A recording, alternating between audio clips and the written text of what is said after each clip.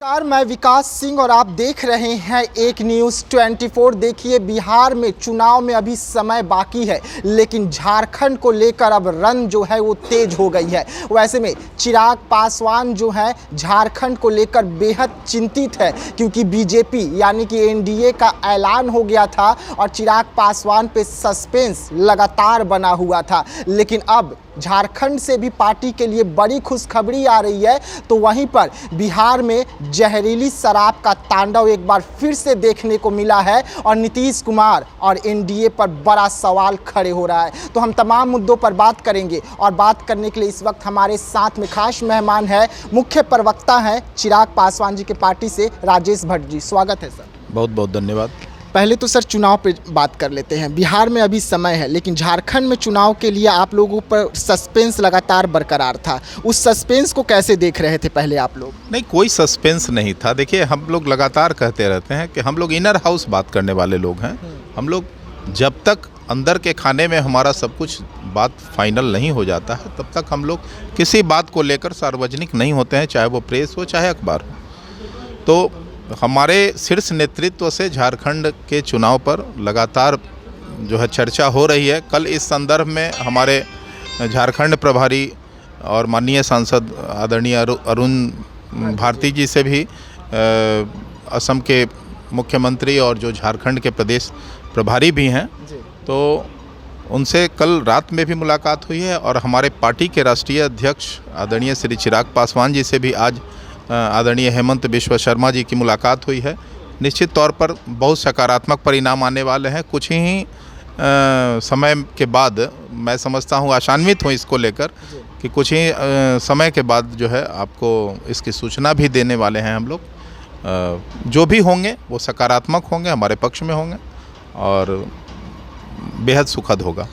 चिराग पासवान इस वक्त जिस तरीके से बिहार में ही नहीं बल्कि अलग राज्यों में भी उनकी डिमांड लगातार बढ़ रही है, चाहे वो यूपी हो, चाहे झारखंड हो, चाहे उससे आगे हो। आप लोग तो महाराष्ट्र तक की बात कर रहे हैं, तो मांग तो उठ रही है। तो क्या हर जगह एनडीए मान जाएगी आप लोगों के लिए? क्योंकि पड़ोसी राज्य था इसलिए यहाँ मान गई होगी, लेकिन अभी भी ये कयास है कि आप लोग 2 सीट मांग रहे हैं, लेकिन वहाँ से शायद आप लोगों को 1 ही सीट मिले।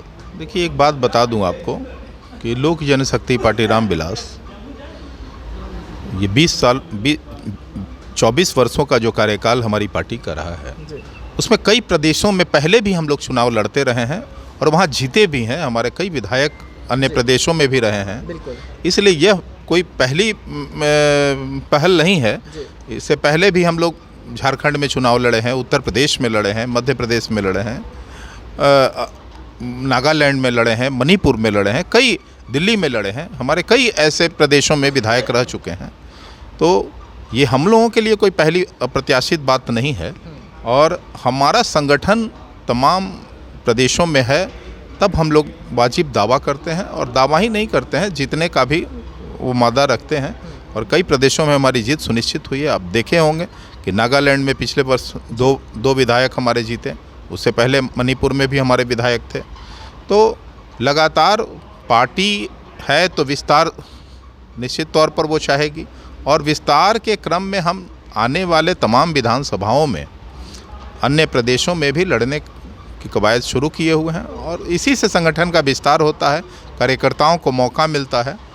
तो यह कोई नई बात नहीं, हर पार्टी चाहता है अपना विस्तार, और उस विस्तार के क्रम में हम जहाँ जहाँ चुनाव होगा लगातार हम लोग लड़ने का प्रयास करेंगे। पार्टी का स्थापना दिवस आप लोग मनाने वाले हैं, बड़ा ऐलान है कि पूरा गांधी मैदान को भरा जाएगा। तैयारी कैसी चल रही है? निश्चित तौर पे तैयारी चल रही है। कल भी हमारे प्रदेश कार्यालय में जो है पार्टी के प्रदेश अध्यक्ष आदरणीय श्री राजू तिवारी जी के नेतृत्व में एक महत्वपूर्ण बैठक की गई। सभी विषयों पर बिंदुवार चर्चा की गई और इस बात पर ज़्यादा बल दिया गया कि कैसे ज़्यादा से ज़्यादा अधिकाधिक संख्या जो है गांधी मैदान के उस महारैली में आगामी 28 नवंबर को उपस्थित हो सके लोग, इसको कैसे सुनिश्चित किया जाए, यातायात की कैसे व्यवस्था हो, यहाँ भोजन का प्रबंधन कैसे हो, इन सब तमाम चीज़ों पर बिंदुवार चर्चा हुई, जिसमें प्रदेश के तमाम जो है वरीय पदाधिकारियों की उपस्थिति रही। मैं भी मौजूद था, इसलिए मैं आपको विस्तार से जानकारी दे पा रहा हूँ। और जो भी होगा 28 नवंबर को ऐतिहासिक और भव्य रैली होगा, ना भूतो ना भविष्यति। बिहार की बात कर लेते हैं सर। बिहार में फिर एक बार कहर देखने को मिला है और एक बार फिर से शराब जो है अपना तांडव दिखाया है। करीबन 2 दर्जन से अधिक लोगों की मौत हो गई है। सरकार इस पर क्यों नहीं उचित कार्रवाई कर पा रही है? बार बार ऐसी घटनाएं निकलकर सामने आना। देखिए, कल की जो घटना है, खासकर छपरा और सिवान ज़िले में, बेहद दुखद है। पार्टी की ओर से हम तमाम उन पीड़ित परिवारों के प्रति शोक संवेदना व्यक्त करते हैं और आश्वस्त करते हैं आपके चैनल के माध्यम से कि सरकार पूरी तरह मुस्तैद है। इस घटना पर कड़ी से कड़ी कार्रवाई करने को जो है पहल की जा रही है। अभी तक 12 गिरफ्तारियां भी हो चुकी हैं। आपके चैनलों के माध्यम से हमें जो जानकारी मिल पा रही है, और इस घटना में यकीन मानिए कि संलिप्त जो भी दोषी पाए जाएंगे उन पे कठोर से कठोर कार्रवाई की जाएगी, ताकि यह एक नज़ीर पेश हो। लेकिन बार बार माननीय मद्य निषेध मंत्री जी ने भी कहा है कि हम मुख्यमंत्री जी से मिलकर हम उनसे आग्रह करेंगे कि इन घटनाओं में, ऐसी घटनाओं में तमाम जो संलिप्त दोषी पाए जाए उन पर CCA एक्ट के तहत जो है कार्रवाई की जाए। तो आप समझ सकते हैं। देखिए, लोगों को भी थोड़ा परहेज करने की आवश्यकता है। जहरीली शराब के सेवन से जो मौत हो रही है, वो उससे मैं समझता हूँ कि एक सीख भी है कि आगे से शराब का सेवन कोई ना करे।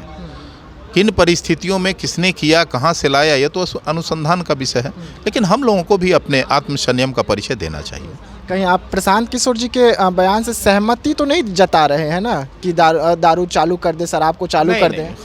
हम लोग किसी जी के संबोधन से प्रेरित नहीं होने वाले लोग हैं।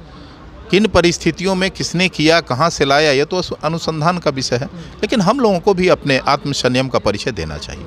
कहीं आप प्रशांत किशोर जी के बयान से सहमति तो नहीं जता रहे हैं ना कि दारू चालू कर दे, शराब को चालू कर दे? हम लोग किसी जी के संबोधन से प्रेरित नहीं होने वाले लोग हैं। हम लोग इस बात में इत्तेफाक रखने वाले लोग हैं कि जब कानून बना है तो कानून का पालन पूरी तरह हो, निर्वहन हो और लोग भी उस पर अमल करें।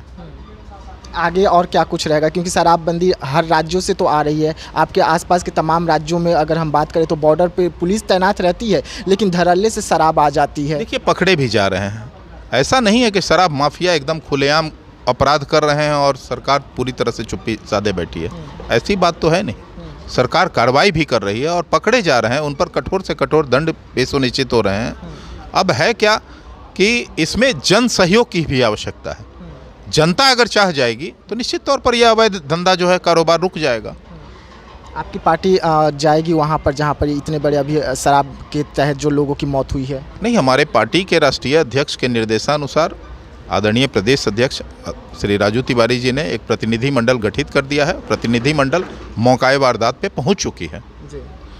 इन घटनाओं में हम लोग बहुत संजीदा रहते हैं और संजीदगी का यही आलम है कि हमारा प्रतिनिधि मंडल वहां जा चुका है, वहां पहुंच चुका है और वहां तमाम अनुसंधान किए जा रहे हैं।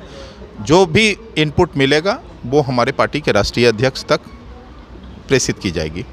देखिए, राजेश भट्ट जी थे, आप उन्हें सुन रहे थे। जिस तरीके से इस वक्त बिहार में शराब का कहर एक बार फिर से देखने को मिला है और 2 दर्जन से अधिक लोगों की मौत हुई है।